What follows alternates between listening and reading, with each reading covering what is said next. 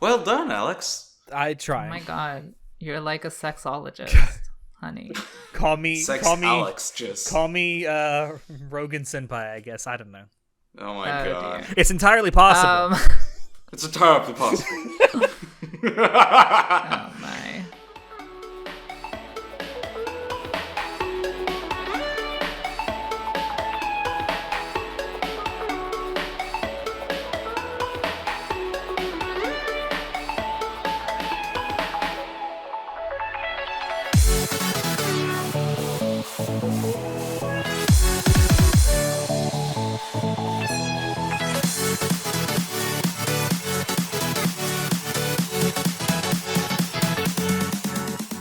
Hello, everyone, and welcome to Anime Club After Dark, the podcast that delves into all things anime, manga, and otaku culture related. I'm your host, Sho, and joining me tonight, we will have the poser extraordinaire, Nitai. Oh my god, I'm so fucking dry right now. Oh, we need to change that. And also with me, I have Alex Senpai. I saw Violet Evergarden the movie 2 days ago, and I have not stopped crying. So would you say your tears have sufficiently lubricated Nitai for this episode? I hope so. I want Natai to watch it ASAP because you and I, Natai, we got to talk about Violet Evergarden. I'm so fucking ready. Netflix, please. Can I watch it? Yes, Netflix, please. That'll be great. I'd love that. Also, I know we didn't write this down, but we just learned a couple of days, yesterday, really, that Yuru Camp is getting a movie, and I'm so fucking excited. Yeah. That's great. What's that show about again? I am cute girls doing cute things. I know I am the Original. only one here who's really a slice of life whore, but let me have this. Girl, I like slice of life. I just don't like cute girls. Wow, rude. But moving on from something wholesome, we're going to be talking about something completely different today, which is a pretty heavy topic. So that'll be fun. Yay. Yay. So over the past few years, I've noticed that there's been this trend in anime where certain shows have received a lot of backlash for the sensitive content they have in them. And when I say sensitive content, I am specifically usually talking about sexual content. And even more specifically, it's usually surrounding assault. And so there's a content warning for the listeners that we're going to be talking about that a lot this episode. Yeah. Hey, look, we've done more than Crunchyroll to warn our audience. Nice. Oh, no, not that. So yeah, I thought just so that we're all on the same page, I would go through all the controversies that apparently are like really like close together in the timeline that they occur, which has spurred me to make this commentary discussion thing that we're doing right now. So we'll start with 2018 October when Goblin Slayer premiered. The first episode was on Crunchyroll, and it featured graphic rape and violence, although I did not personally watch it. That's what I've been told. I can as someone who has watched, I can say it's pretty graphic. Yeah, the fucking CG was very violent to my eyes. Oh, Sorry. no, not that. Yeah, it received a lot of backlash from fans, and Crunchyroll issued a public apology, and they retroactively added a content warning to the episode, which, you know, they should have had it originally, but whatever. Then we have in 2019 of January, Shield Hero premiered, and that received a lot of controversy from critics and fans, specifically because they used false accusations of rape as a central plot point, which was really tone deaf to what was going on at the time. I suppose I was always confused by why was that show so controversial, because it's like, I mean, people should be talking about the show more so because it's shitty, but anyway. yeah, sure, but Yeah. I mean, I personally found it tone deaf because like I don't, the Me Too movement was very strong going on at that time, and like it's already hard for rape victims to like come out and speak about what has happened to them. So but why having would people think that like a fucking Japanese cartoon has anything to do with the Me Too movement? I mean, let's be honest. it just seems very insensitive. Well, I mean I can understand that from that's a very Western way to look at it, but if you look at it from a Japanese perspective, the whole Me Too movement has never been that big in that country. But even then, it's like when you, I don't agree with like connecting between the two. It seems very, I don't know, far fetched to like connect the fucking Shield Hero of all shows to like Me Too, because like when you look at the show, at like the context of like the events, it's kind of like, I don't see it, bruh. Like, it's a very surface level connection. You know, that's what I'm trying to say.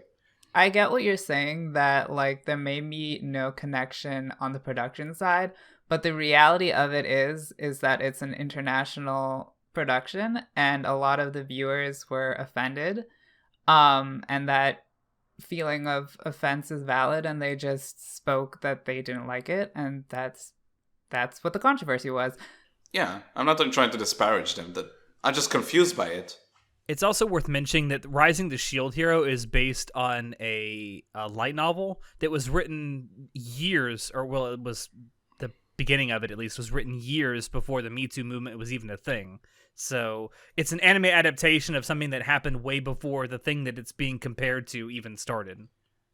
Like insinuating that the show was made like sort of intentionally or while they knew that the Me Too movement was happening, I think it's kind of reaching, honestly. I don't know about that, because Me Too movement was an international movement and the production committee did decide to animate it at that time, but I do see what you're saying. It was kind of one of those things, though, especially considering when it came out, or at least the first season of Rising the Shield Hero came out, that they were kind of damned if they did, damned if they didn't. Because if they had cut all of that out, the people who actually read the light novel and liked it would have been crying foul because people were tampering with my storyline. And that the fact that they left it in, people are bitching because my representation. But like but how could you even edit it? I mean, it's kind of sort of the whole premise of the show. That's like the catalyst for most of the events in the show. It's certainly the catalyst and the whole premise of the first half of the story, or at least the first part of the story. What you gonna do? I mean, for a lot of this stuff, I mean, on paper, it might not be as like crazy or as offensive as it's been made out to be, but it just becomes something that is offensive because it is so poorly handled by the production committee. Like, the way that they did it in Shield Hero, they didn't even like try to be sensitive or like nuanced, or like it was just so stupid. Is the fact that the show was stupid made the premise of using false rape even more offensive than it would have been. I mean, to me in particular, like I don't care about this controversy, mostly because I don't care about the fucking show.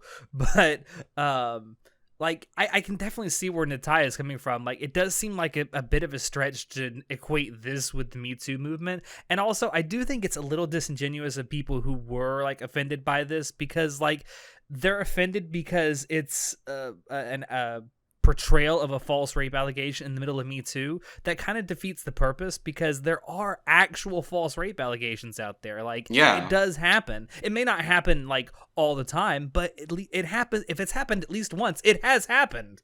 You'd be surprised how many times it happens even. There are false rape accusations, but at the same time, there are a lot of rape survivors who are afraid of being called a false rape accuser and remain silent. So there's things on both sides, and I don't know where I was going with that, but we've No, I talked totally about agree this with on you the with- podcast Oh, yeah. before. Yeah.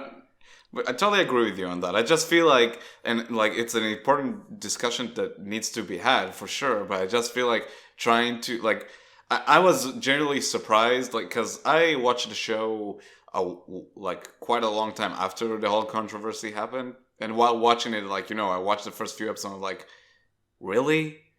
Over this, people got really upset. It's like, I don't know. It kind of it felt like people were just like looking for something to be upset about, which is a shame. But because again, it's an important That's discussion true. that needs to be had because I mean, I like how people, because there were kind of a couple of controversies with Shield Hero, because people just graduated from this, right, to, oh my god, fucking Raftalia is a little child and we're lusting after her, oh my god. yeah. I mean, what's new? So Pretty much. after that, we have in 2020, January, Interspecies Reviewers was picked up by Funimation, and they streamed it for like, I don't know, a few episodes. 3 and then episodes, like, I think. then they're like, hold up, fam, we ain't doing this anymore. And they stopped streaming it because, quote unquote, it was not up to company standards. Which And I'm is like, hilarious. Okay, girl. I feel like Interspecies Reviewers is the most innocuous of all of these controversies, because like there's very minimal assault in that, if at all. It's not even about the assault. It's more about it being like so sexual. Yeah, like Interspecies Reviewers is probably the most sex positive anime I've ever watched in my life. That's I know, true. right? I think that's what I thought as well, but like thinking about it more, I think the controversy is more that in a lot of countries prostitution is illegal. So In Japan, prostitution that might is illegal. that might be the reason why it was why Funimation took it down. I thought it took it down because it was too graphic and sexual, which was so fucking weird because like, just check the fucking source material, or I don't know, watch an episode before you license it. No, right? you Yeah, can't I know. just check the source material for that, because I have gone and read the source material. It is not anywhere near as racy as the anime. But still, sure. But still, if you're fucking licensing a show, it's like, I don't know what they were expecting. They should like fucking watch an episode or something. Like, I'm sure they were pitched the episodes. To me though, Natai, that's the funniest thing, because it kind of implies that there wasn't a lot of oversight that was done with Funimation licensing this show, and they're like, oh, this is out there, let's grab it, it's cheap. For sure. Yeah. Also, it's fucking, I mean, people said it plenty of times, but it's funny because they have a lot of very sexual shows on Funimation. So it's like, really? Yeah. They didn't I don't think they specifically said why. They just said that it's not up to company standards. Yeah, well, remember they have licensed Valkyrie Drive Mermaid, which is literally a show about women who can only activate their fucking powers when they have orgasms. Yeah, I know. There was so much double standards that we'll get into. And there's literally a scene in that anime where you get to watch two girls eating each other out to activate their powers. Like, come on, really? Yeah, which makes me leads me to think that it was the prostitution part, but I'm not sure because they didn't really say. And the final controversy of this full list is recently in 2021 January. Redo of Healer premiered, which had a plot that focused around very graphic rape and torture, which I can attest to because I did watch. I don't know how much I watched. Was it whatever the first arc, however many episodes that is, and it was very graphic and disturbing.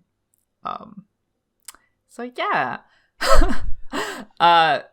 Apparently, this has become a trend. Yeah. I mean, with Redo of Healer, though, I mean, I don't know how much we want to get into it, because I know that at least you and I show are planning on doing a spoiler cast for this show.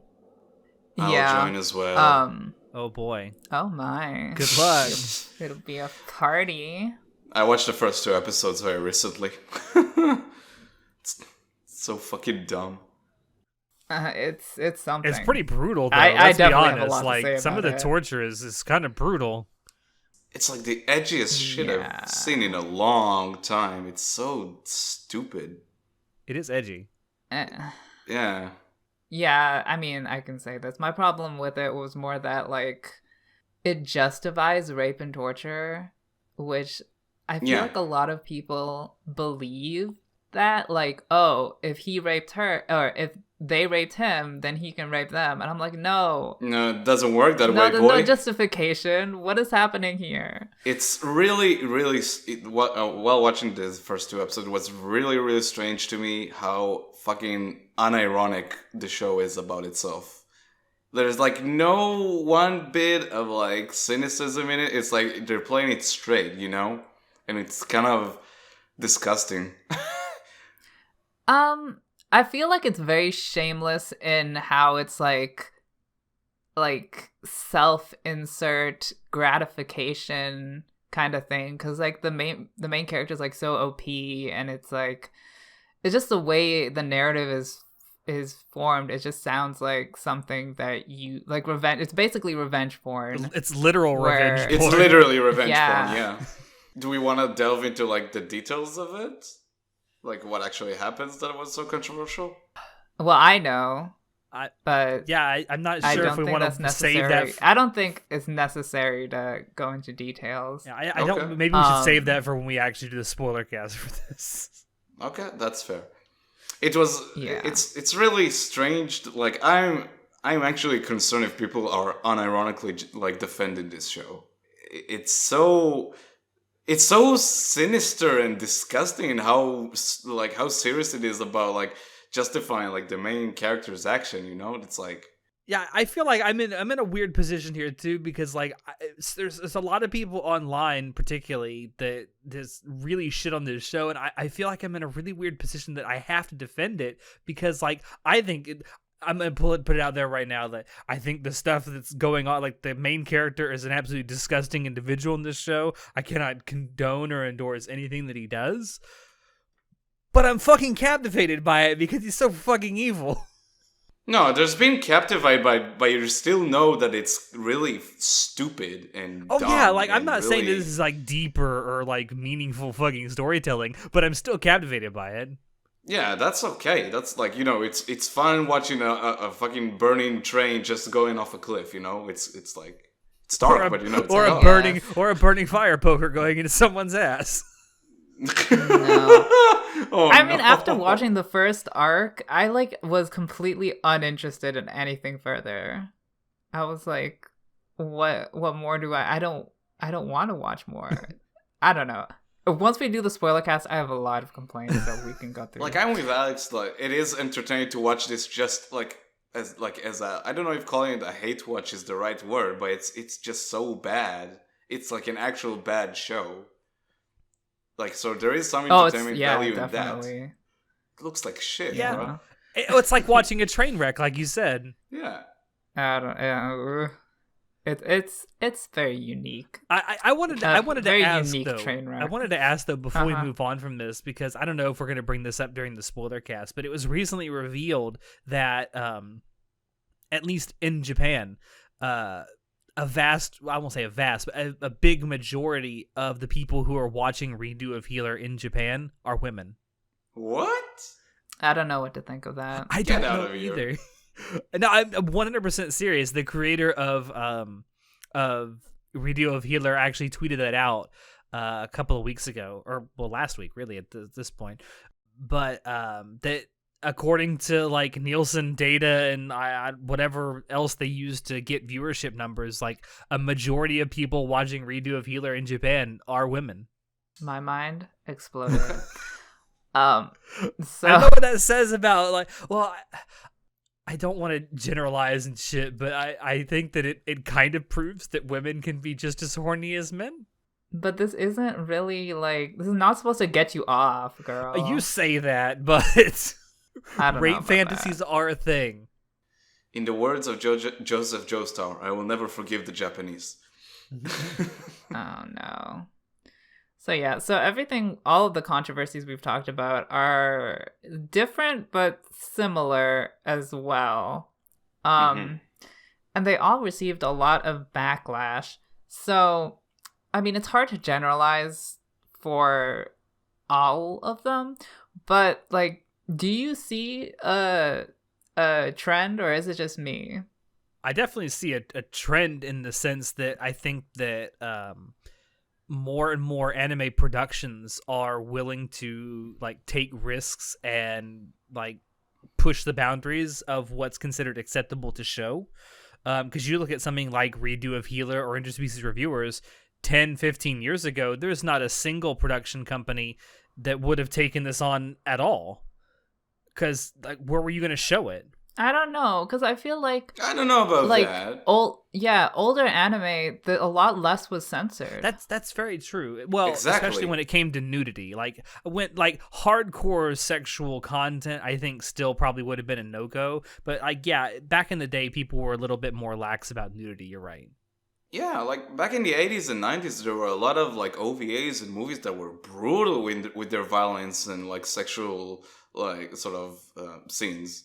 You know, I mean, for a lesser extent, I mean, Ghost in the Shell literally opens up with a naked woman just jumping off a building. You know, it's like That's true. I don't know if like maybe in the 2000s there was like sort of less of that, but in the 80s and 90s there were a shit ton of OVAs and movies that were really hardcore into that stuff.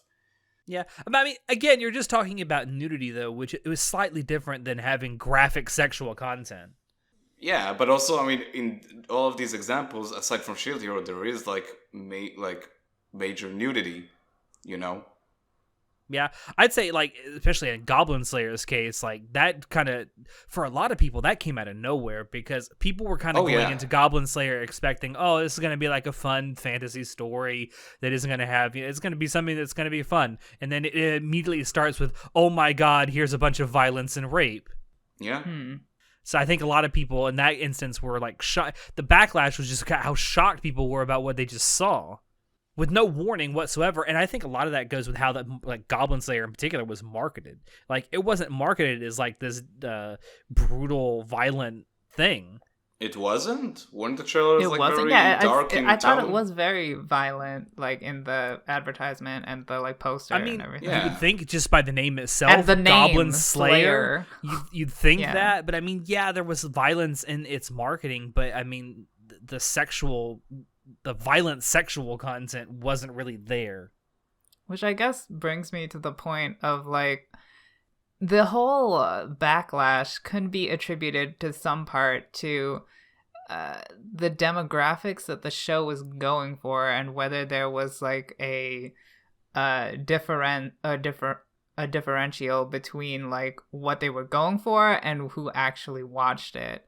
Because like, I mean, it's hard to tell with anime who the show is being marketed for. Like, are you marketing for like super edgy, edgelords? Are you marketing for like casual fans? And what age group are you marketing for as well? Yeah. What gender are you marketing for? I don't know if the gender is that important. I think it plays a point in it. It plays part in it. Yeah. Probably to some extent. I guess. I think that also brings up like a point that these streaming services do a very poor job of like, I don't know, separating their content according to like genre and what type of sensitive content is in there, and like having age restrictions, obviously. And this might be a problem with how the streaming services have formatted their catalog.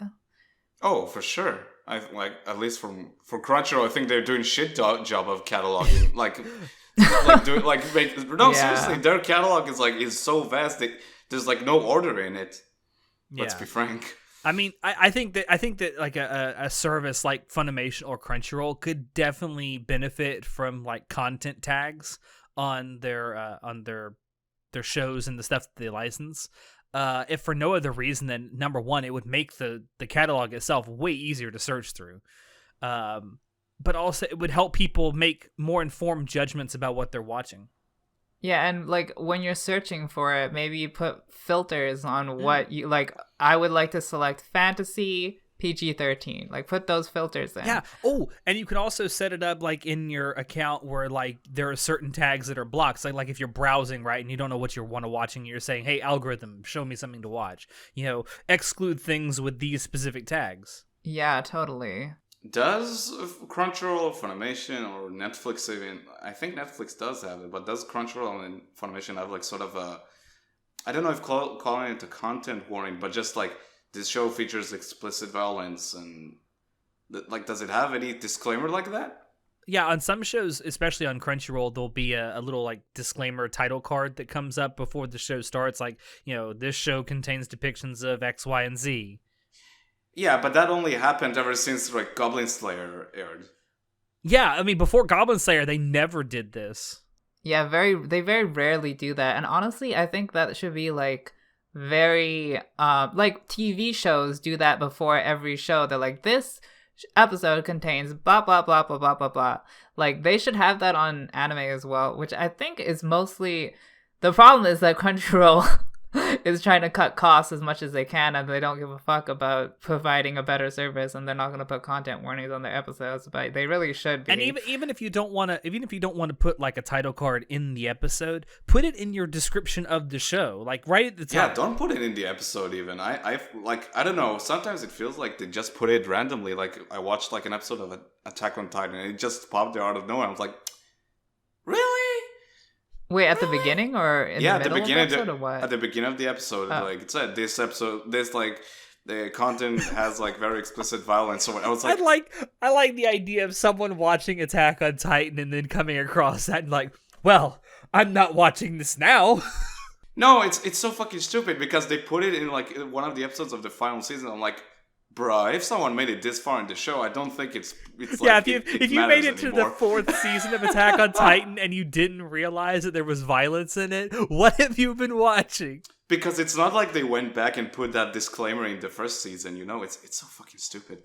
Ugh. Yeah, but like you know how like TV shows have like this episode is rated R for mild nudity, like profanity, blah blah blah. Honestly, that should be with the episodes of anime as well. Like just a card for every episode of every anime and show this is rated PG-13 for this. It would also be nice if they would, how like, well, at least in the United States, television programs have these little rating things that show up typically in like the top right or the top left corner of the screen when the show starts. That gives you like an actual rating, and then it'll have like letters underneath that like tell you different content that it has. It'd be nice if they'd adapt something like that for anime in the exact same way, where it gave like a generalized a rating, like a TVG or a TVPG or whatever, and then this anime is rated kawaii.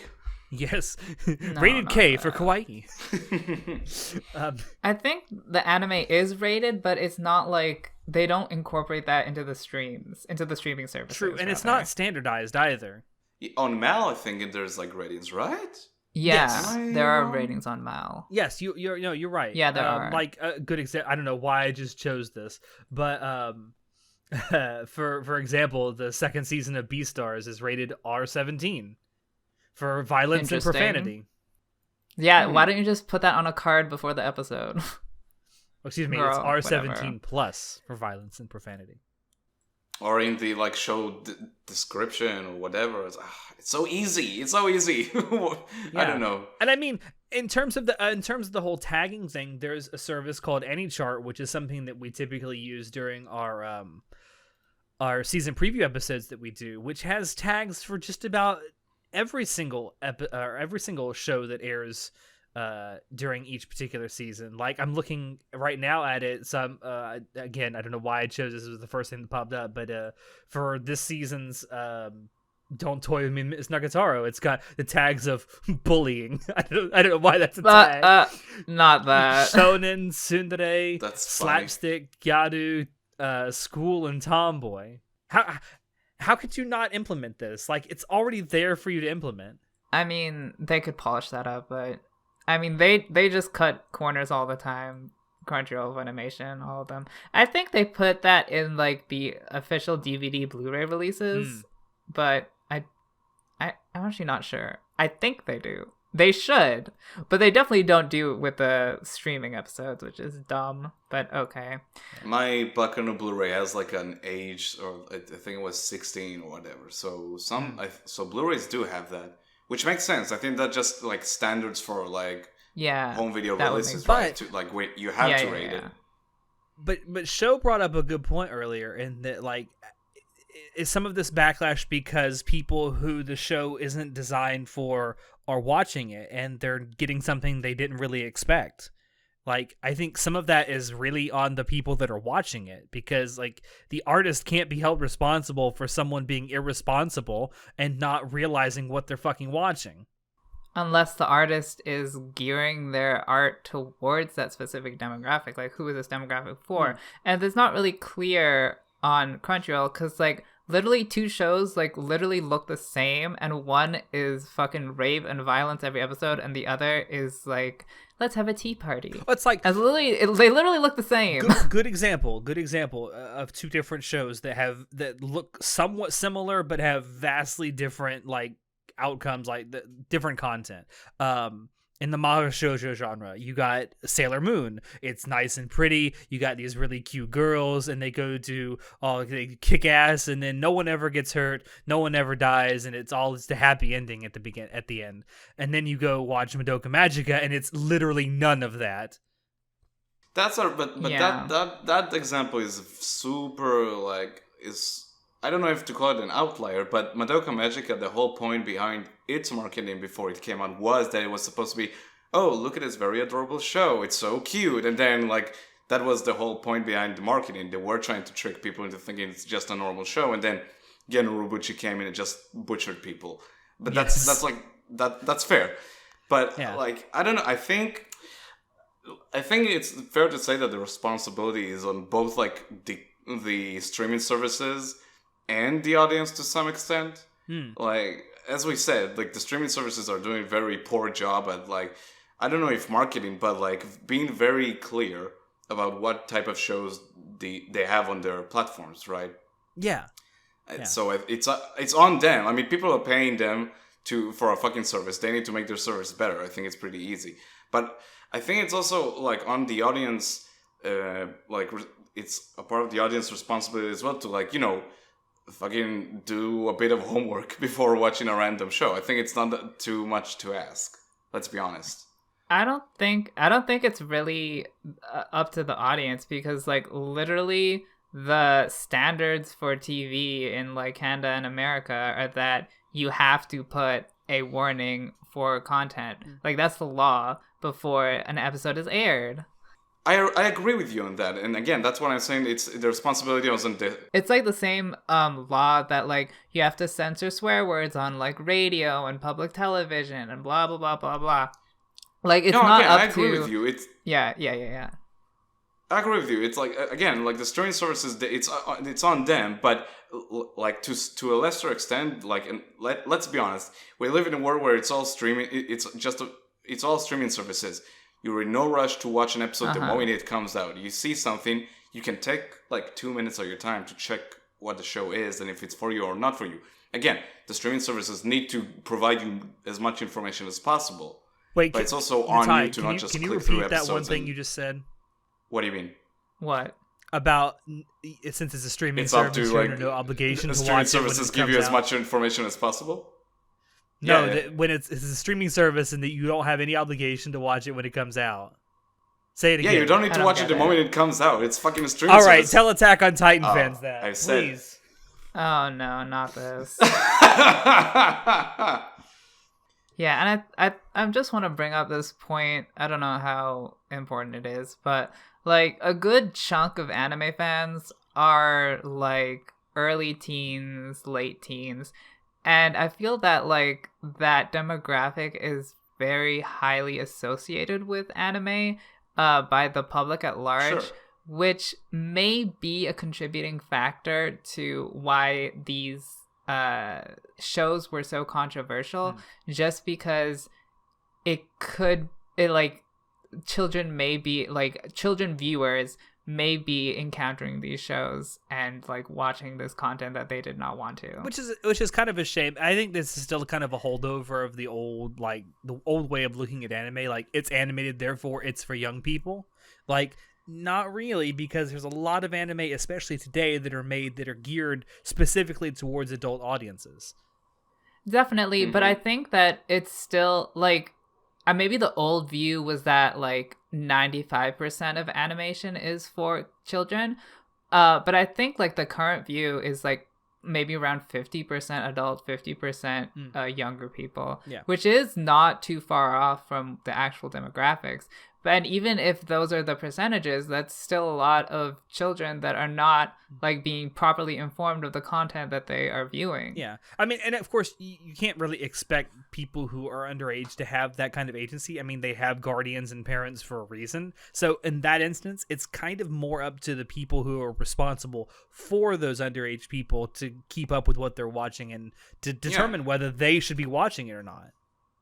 Yeah, but at the same time, like Crunchyroll and Funimation, as you know, companies who know that a large portion of their demographic are children, should be more like accommodating for them. And we get back to the whole thing, like the studio, or not the studio, but the anime streaming services really should take a more proactive role in this. Yeah, I agree.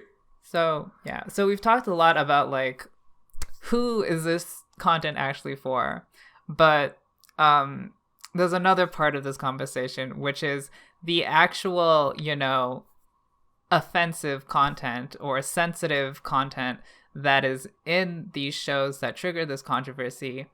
What is offensive about it? Like, which we've talked about before, in that, like older anime also contains like sexual violence, and there wasn't that much of a backlash about the older anime, at least not to my knowledge. Because not as many people watched it. You're right. You are right, because it wasn't as international. Outside of Japan, you're absolutely right. And it's worth pointing out that a lot of these quote unquote controversies aren't controversies in Japan. They're only controversies outside of it, and particularly in the West. Like, well, the thing is, I guess so, because the thing is that I guess the source material premiered in Japan a long time ago, and only now the West is getting a hold of it. I'm not sure. That might be completely off base. I mean, for some of the things we talked about, you're absolutely right. Like the whole thing with Shield Heroes, like I think the light novel started like being published in 2012, 2013. Mm-hmm. It was quite a while before the Me Too movement. That's the point. Yeah. Well, and before its anime came out, too. Like, it was a long time before its anime came out. Yeah. Because, again, it has nothing to do with that movement. People were, like, obviously, like, that movement happened and, like, it affected a lot of people for better or for worse, and that's totally okay. But then this show was very high profile and depicted, like, some actions of, like, false accusations of rape. And people... To me, it feels like, to some extent, like, latched onto that specific part of the show and, like, sort of inflated it to something beyond, like, what it's, like, what originally it is, which is just a fucking stupid show for kids, I mean, I did bring up the Me Too movement, but even regardless of the Me Too movement, I think it's just insensitive to sexual assault survivors in general. I understand that like, the situation that the Shield Hero portrays is a situation that occurs, like false rape occurs, false rape accusations, rather. Maybe not in the way it's portrayed, but yes. Yeah, but like, if you want to do a plot around such a sensitive topic, you're gonna have to handle it well, and Shield Hero did not handle it well. Well, I mean, I don't think it handled it that poorly, but Hold on. Since you said that, I have to ask, do you have a way in your mind that specific thing could have been handled in a more sensitive way? Me? Yeah. Well, since you're the one that seems to, or, well, doesn't seem, you say you have the issue with it. Is there actually a way to do it sensitively? If you think it was done honestly, insensitively? it's been a while since I watched that episode. But, like, I've seen shows, anime and otherwise, that have portrayed rape and sexual violence and all these other horrible things, and they're not all necessarily like, offensive, because they take the content seriously and they don't make it a cheap plot device. The Shield Hero stuff just rubbed me the wrong way. It just seemed too cheap. It was just stupid. If I may counter, to me, no, I mean, like, honestly, because like as I heard someone watch the show, and I'm not even a big fan of the show. It's just fine. It's just a show. It's whatever. But to me, it's like I felt I didn't feel anything like too strongly about that like whole like story beat, because in the context of the show, it made sense and it worked, and it worked for me at least. Because let's be honest, the show isn't like it's sort of just a schlocky show about this guy who is like being beaten down constantly and slowly rising up and becoming a hero or whatever. It doesn't fucking matter. And in the context of that, it just being like a sort of a schlocky show and just not very too serious. It doesn't take itself too seriously, even though like it has some darker moments. It worked because they portrayed like the one who accused the main character as a very irredeemable person, And let's be honest, when you falsely accuse someone of rape, you're kind of a piece of shit. They didn't try and give her any redeeming properties or any redeeming motivations for what she did. So to me, I think it was handled artistically, but it was handled okay and well and not offensively. Also, let's be honest, there wasn't anything graphic in that part of the story, so it's like, whatever. To me, I don't know, that whole story beat worked because, again, like, the accuser is sort of just a piece of shit, and the show isn't trying to redeem them at all. In no way. The thing is that when you villainize someone who is a false rape accuser, which obviously is a bad thing, like, you're also villainizing people who claim that women are false rape accusers in quotation marks, because that's what people claim against women who are actual sexual assault victims. And they do. I guess you can say, so many women are that way, but again, anyways, we've talked about this before, but I understand what you're saying. I've already voiced what I've said. Anyways, I like how he sees we're going down a road I don't want to go down. Talking about that's this made me think. Yes, there is a way I would have been more happier with how they portrayed it. Is if they had actual sexual assault victims in the show. Like, let me rewind that. Sure. The thing that rubs me the wrong way is just how much people were vocal against it. Like, I totally understand where you're coming from. For me, it just rubs me the wrong way, like how much like the controversy imploded over it, because I don't think it's as like worthy of such a discussion as like. I would agree. Yeah, it's not that relevant. I see what you're saying. Yeah. Yes. Yes, it's not like it's not a controversy, and maybe it could have been handled differently, but yeah, it's worth pointing out that it's not that bad in the context of some of the other stuff that we've talked about for sure. I don't know, it's a bit insidious in its implications, but I see what you're saying. It's not that relevant. It's not. It kind of blew up out of nowhere. It didn't need to have that much of an impact. I also think that, like, I mean, not saying that this is you, obviously, show, but I think that some people were, quote unquote, offended by this because they don't think that false rape allegations should ever be portrayed, because they don't believe it actually happens. I don't know if anyone believes that, Alex. I think there's some people out there that would say that it doesn't happen, or that it happens so infrequently that it doesn't even warrant talking about. I mean, I'm pretty sure, like, it's pretty common knowledge that celebrities get false rape accusations all the time. Everybody knows that. Anyways, we can move on. I do like how there, at least with the stuff that's happened recently, there is a sort of trend to it, and it pretty much all revolves around sex in some way or another. Yeah, because in the West, sex is such a taboo topic for some reason. Which I don't understand. Like, violence is completely acceptable, but the second you mix it with sex, it somehow It's becomes ridiculous. unacceptable. Like, the whole thing with Goblin Slayer, especially its first episode, was about how just brutally violent that whole rape was. Like, not the fact that it was rape, which in itself is pretty brutal, but the way they went about it is just puts like a, I don't know, it takes it over the top.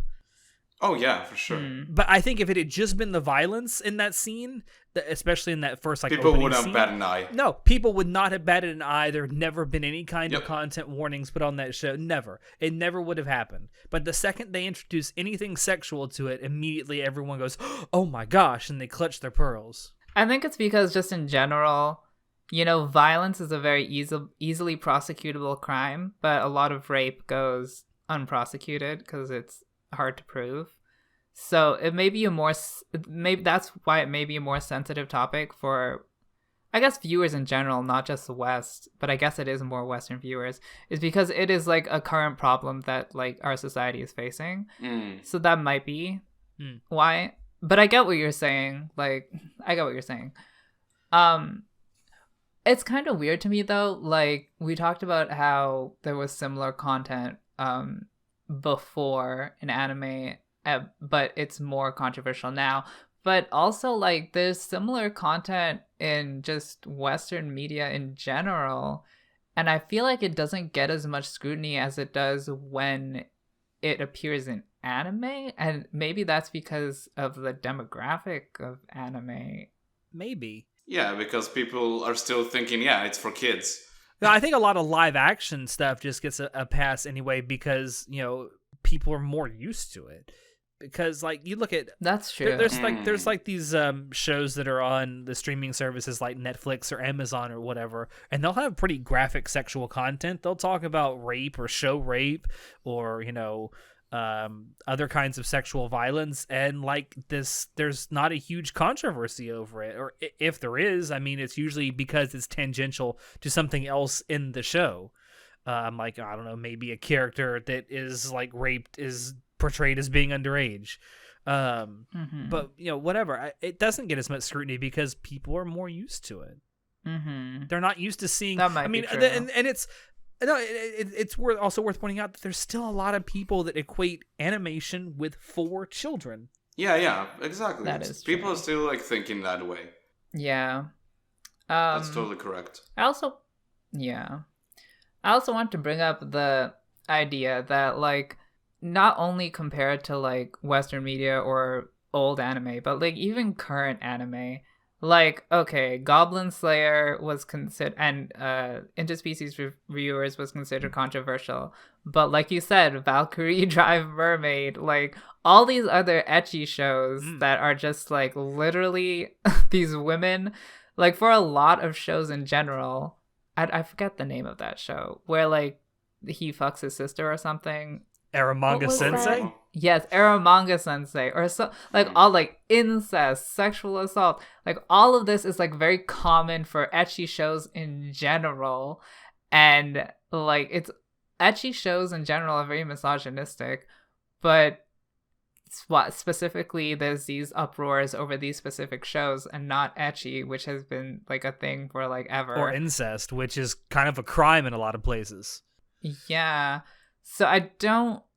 Is it, maybe it's the sexual violence? Maybe the violence is the part. Well, it may be. I also think the graphic nature of the sex that's being shown also, because you mentioned like Aramanga Sensei or Emo. Yeah, there's incest in there, but it's not graphic really in any way. It's kind of lovey-dovey and portrayed as this like wholesome thing, and like the closest thing you get to like a sex scene is them holding hands or kissing. But I think it also comes back to the fact that, again, more people, like, you have way more people watching these shows. I mean, let's be honest. What was the fucking name of that Valkyrie show you said? Oh, Valkyrie Drive Mermaid. Yeah. Yeah, let's be honest. That came out in a time that not as many people watched that. Yeah, I know. But it came out in 2015, not as many Natai. people watching it. Wait, what? Yes, it came out in 2015. Then I don't know. My point is invalidated right now. I don't know what to say. No, but like, of course, it's like all these like very current ecchi shows that are like completely just, objectifying women and then just like they like in character they don't consent and they're being groped and like, you know, all this stuff, and it's like, oh, this is fine, but not like interspecies reviewers, no.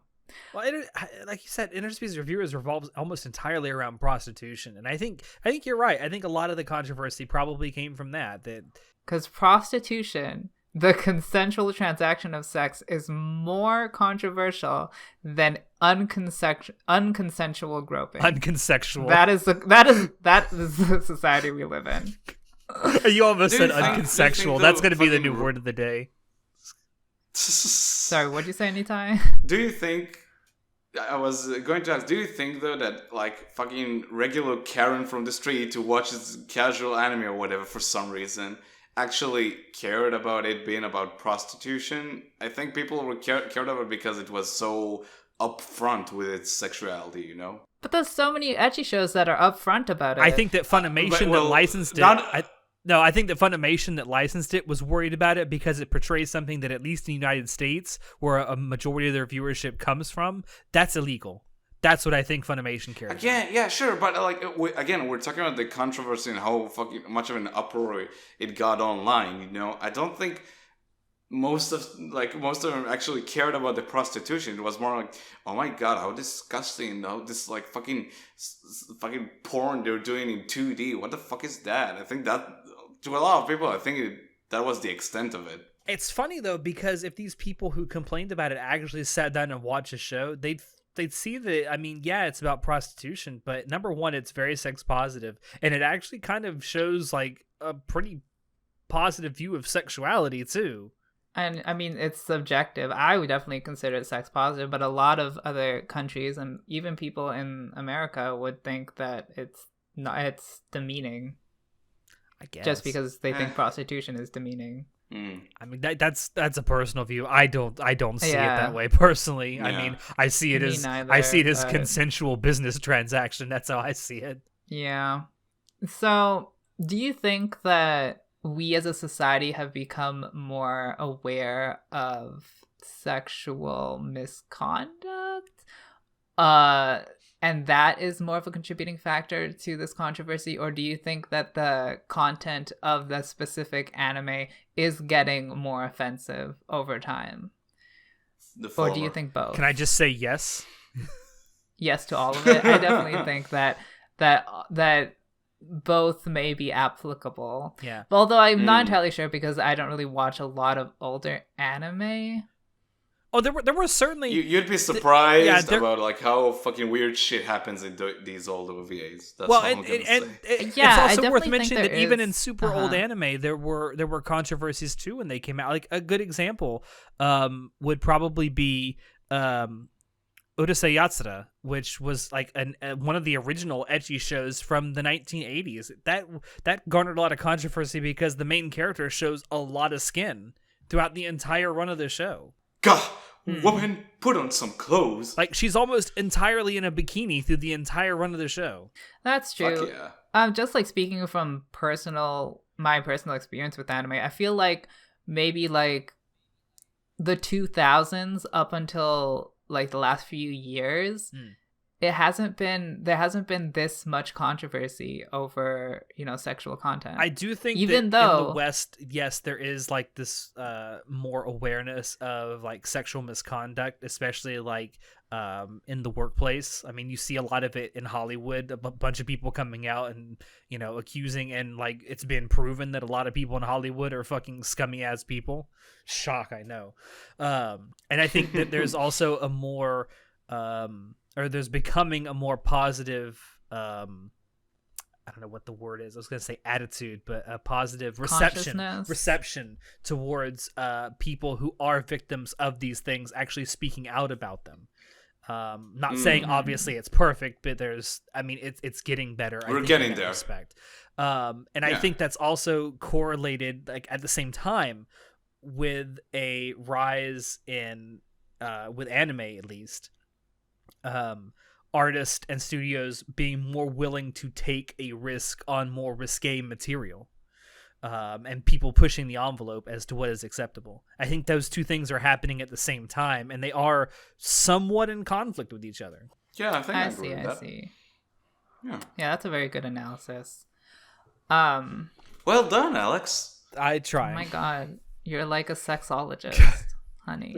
Call me Alex, just. Rogan Senpai, I guess. I don't know. Oh my god. Dear. It's entirely possible. It's entirely possible. Oh my. So, sort of in conclusion, to wrap this up, like, what do we think about sensitive content in anime in general? Like, do we want to see more of it? How do we want to see it? Do we want to see it at all? Yes. Oh dear. I mean, the beauty in art is that it can take things from like regular like life experiences that people have had, I guess, and sort of like make a story out of it or make something interesting or even beautiful out of it. And that goes for the good things in life and the bad things in life. I don't think in any medium or any like sort of platform where we tell stories or like create art, we should avoid sensitive topics. Because that would honestly be a shame. I think there is a place and room to explore like more darker issues that we face in society, just as much as like we put like regular stuff like fucking shonen anime about boys punching each other, you know? Yeah. Mm-hmm. I mean, it would be a shame if we don't do more of these. Yeah, and myself, like as someone who like really appreciates art and artists in general, especially the freedom of the artist to create whatever they want. Like, yeah, I may personally find whatever they're creating to be despicable. I may absolutely hate it, but I definitely respect the right of the artist to create whatever they feel like they have to, or whatever they want to. And I always will approve of artists pushing the boundaries of what is considered acceptable and not shying away from making stuff that makes some people feel uncomfortable. I mean, that's the beauty of art being subjective, is that not everyone's going to like it, and that's okay, because there's always other art you can go look at and enjoy. Mm-hmm. I mean, when I first started watching anime, one of the big like selling points of the medium was that they really had no boundaries. Like, they didn't give a fuck. They were like, oh, we're gonna just talk about incest. Here we go, whole show about incest. Woo! I'm like, wow, okay, I haven't seen that before. This is pretty interesting.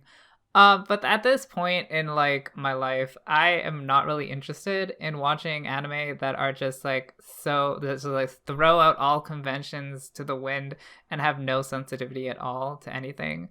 And I'm like, I mean, it was fun at first, but now I'm just not interested in that anymore. If you want to do a show about very taboo subjects, I would love to watch it. You just have to be, you have to just, handle it with care. And I would be super excited to watch a show about super sensitive topics if they handle it well. But if they're gonna do stuff like some cheap fantasy show that it's like, oh, the whole reason for this is because, this stupid, like, crazy reason, I'm like, I am not interested at all. So, I mean, you can make it. I'm just not interested in it. And if you make it, like, it's totally valid for people to offer criticism to it, because, and that's the flip side of what I just said. Like, as much as artists have the freedom to make what they want, the people who watch it have the freedom to either A, not watch it, or B, criticize it. Yeah.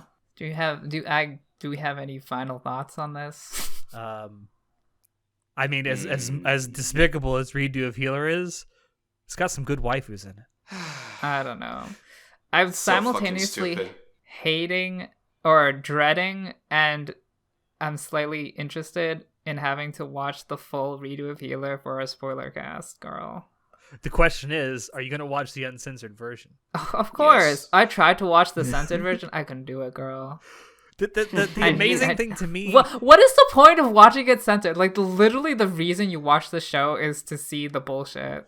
That's true. Yeah, it's hentai. Why would you watch Hey, I will not have the H word. I will not have the H word applied to this, sir. This is art. Dude, let's not kid ourselves. This is a fucking hentai. Come on.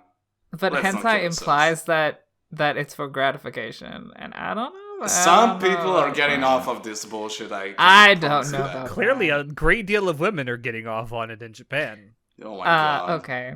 So, thank you all out there for dropping in to listen to us. Check the description below to find links to Anime Club After Dark on Twitch, social media, and Discord. Check out our merch store and our affiliate links as well. Any purchases there will really help us out. And with that, I have been your host, Sho, and we will see you next time. Say goodnight, everyone. Good night, everyone. Good night. Oh my god. Go to sleep. What a beautiful ending to a beautiful topic. Go the fuck to sleep, Poon Poon.